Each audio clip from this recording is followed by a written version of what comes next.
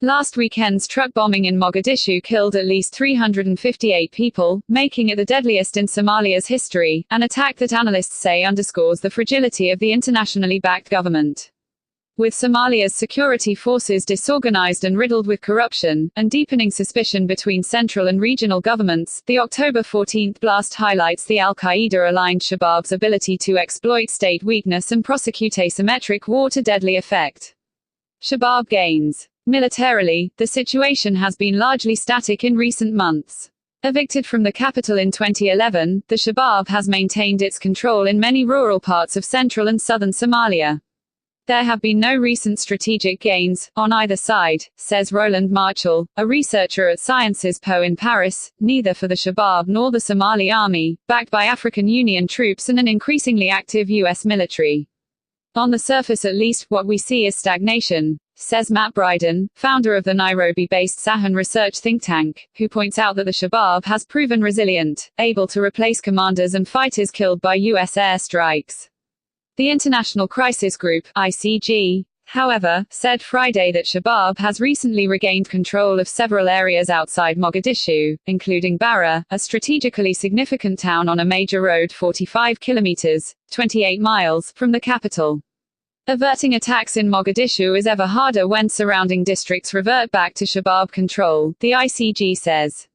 Weak security. The Shabaab's intelligence network allows it to exploit flaws and weakness in the security apparatus.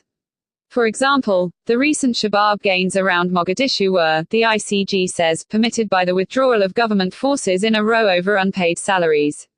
Attempts to establish new security checkpoints at the city's gateways have also been subverted, as happened last Saturday, when the truck, though packed with explosives, was waved through by officers. We know from past experience that they've been able to infiltrate security forces, or to put their own people in government uniforms, says Bryden. Also significant, the bombing last weekend came days after both the country's defense minister and army chief resigned, without explanation.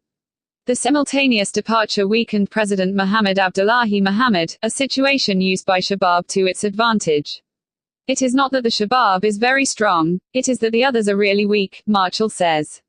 Fractured government. Federalism in Somalia has existed on paper since 2004, but only began to take shape 5 years ago. There are now 5 federal regional states, not including Somaliland, which claims independence and does not recognize the central government. Relations between Mogadishu and the regions are fraught, as each struggles for a greater share of power and seeks foreign allies. Security stakes are high because if the embryonic national army is only deployed in and around the capital, and the 22,000 astronomical units troops secure outlying urban centers, then it is left to regional militias to fight the Shabaab in the bulk of the country. Recently, the diplomatic crisis pitting the United Arab Emirates and Saudi Arabia against Qatar has aggravated such friction, says ICG. Some federal regional states have taken sides with Riyadh and Abu Dhabi to the dismay of Mogadishu, which has sought to remain neutral in a bid to maintain the substantial it receives from both sides. Marchal deplores the chaos brought by the Gulf crisis, where any federal president, under the pretext of receiving funding, makes ill-judged foreign policy declarations.